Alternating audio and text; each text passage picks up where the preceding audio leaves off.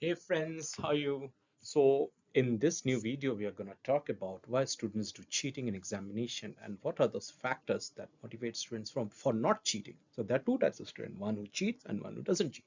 Simply let's get into it because there has been a lot of controversy recently about cheating, most of this in a lot of examinations in various countries. So according to Dr. Donald McCabe and International Center for Academic Inquiry, based on the data of 13 years from 2002 to 2015, as per the proven and recorded incidents, 95% of the students were doing any form of cheating. It's a very brief bracket. It could be a digital form. It just could be just asking someone. It could be just, written notes of some sort of anything.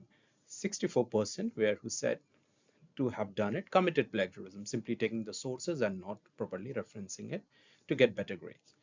And 58% are the one who did the cheating on the test. So students should, it is important to understand the psychology of the student which drives to do cheating and also the psychology that stops them from cheating. So in order to understand that, these two statements are very perfect. One of them says teachers cares about cheating because it's not fair that students get good grades but didn't follow the teacher's rule. For this person, cheating is not wrong. He doesn't find it unethical because he or she is getting the better grade, but teacher is mad just because it's not following the rules set by the institution or by the teacher. Cheating is fine for that person. Secondly, the student says cheating is not about using evidence in your head, but using from someone else's head. Again, it's not wrong because I'm still putting the right answer to the question. It's just that it's not the creation of my mind. So I've taken it from someone else and may not have referenced it or quoted it. So as you can see, these all students, so as I said, the students, they actually rationalize cheating for reasons they say is legitimate and hence they consider themselves exception to the norms. And that was visible from those two statements. But there are specific things to consider here. First of all, they see no value in work assigned to them. They feel that the homework or the assignment or the exam they're taking, they are not adding any value to their overall current skill set or overall their future, or they don't realize the importance that particular act of assignment is going to contribute in their growth. So again, it's the importance of it. It is the responsibility of the tutor and the university and the educational system to make each and every student realize that whatever assignment is given, it just is worth their time because it's going to add something to the overall personality and overall employability. Else it will be a boredom and then they will don't care about it and they go into cheating and just getting it done with somehow. Second is overemphasis links to high stake test. We have heard system saying that this is your test, this is a life examination. It will make your life amazing. If you don't clear it, you are nothing. If you don't do it, you are just losing on great perks. So now you're making a single examination equivalent to his entire life success. That is forced. Now you're basically pushing that student to do the cheating. So second is don't put so much emphasis that it become an overemphasis on a single test, and make it doesn't do not make it a very high stake thing, because if you make it a high stake thing, a fear psychosis will creep in and student will be forced to do cheating. Then the peer pressure. Some students do cheating to get good marks because they think that if they keep getting better grades, it will make them famous in their group, it will make them famous in the institution, it will get them great friends. And other is their friends are getting better marks, so how he feels left behind, and that's why peer pressure act as one of the reason he goes into cheating. Then pressure from the adults. Pressure from the adults, very much parents, relatives, institutions, tutor. You have to get good marks. You are my son, you are my brother, you are my daughter. You have to get amazing grades. So a fear psychosis creep in. A stigma feeling creeps in that if I don't get better grade, it's a stigma. So you're again pressurized to go into the cheating. Fear of repeating class. Yep. Some student fears that if they don't cheat and if they don't pass the subject, they will again have to repeat the class and they don't like the subject nor the class either, and the shame which comes with that. So fear of repeating class. Smart student. Some students feel that grade is the only reason to be, called as smart, and they have been getting better grades all the time. So teacher have been calling you smart, they're recognized as smart, and the marks is the only thing which is getting, recognized. So they always want to look smart, and that's why sometimes when they're underprepared for certain examination, they go to cheating. Then praise for efforts and praise for hard work or the work which they do to improve. So there are less praise for the efforts to improve as well as to the hard work. We tend to see the phrase that winner gets everything. There is no reward for improvement.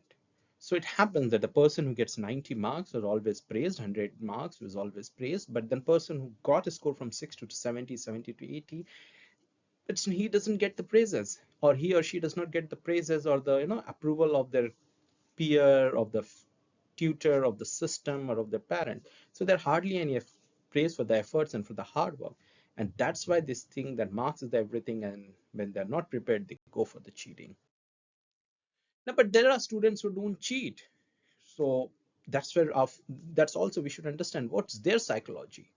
They are not the toppers, but they still don't cheat. So 68.7% of the now one thing to understand in this graph, it's an overlapping graph. The student who says that that they don't cheat because they're not affected by they're affected by the religious belief, and they also feel that the students who are actually hardworking, it's a cheating with them. They're overlapping, so that's why you will see a higher percentages here. So basically, 68% of 68.7% students says that they don't cheat because they feel that by cheating they're actually affecting the right of the other student who have done the hard work. 53% says they don't cheat because their religious belief stops them. 59.7% says that if they got caught cheating, their own image in their eyes and in front of their friends would be bad, and so they don't cheat. 69% don't cheat because of the social fear, and 36.2% doesn't cheat because if they caught cheating, they will be punished and they might be debarred from the examination for years. So now you can see these are like 5 top reasons of students not cheating. So as there were motivations for cheating, there are motivations for not cheating. But then one thing to understand here is that how many students, if given a chance, will cheat, and how many students, if we remove all these 5 factors, they will go to cheating. Let's see another graph. So 44% of the total student which were done in this study, they say that cheating is wrong, no matter what. Even if we don't have any of the fear of getting caught or social stigma, and we have all the motivations to cheat, we'll still not cheat. But then there are 56% of the students, they consider two subcategories, which is one is neutral or have no bad feeling against cheating. There are 56%. That means these 56% don't find either cheating bad or they are neutral to that. If they're given a chance, they will do it. But then there are 44% who don't cheat. So what were the different ways that students adapt to cheat? So one says that he can get the question at any point of time. That means he has that cloud in the system. He can get the paper whenever he wants. Second goes a known method called bribing. They bribe the system, they bribe the people in the system and get the question paper. Or they keep asking their faculty, please give us the probable questions, tell us the most probable questions. That also comes under the cheating.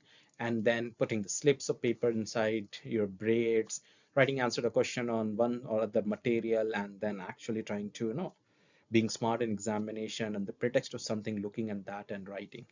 So that was the end of this video, where we actually looked into the psychology of students who cheat and the students don't cheat. But then the bigger lesson are not for the students here. The bigger lesson are for the system to understand that they should talk to the student. They should make them realize that each and every act which they do, which they learn here as part of assignment, is important in their overall growth. No examination is as high stake as the life.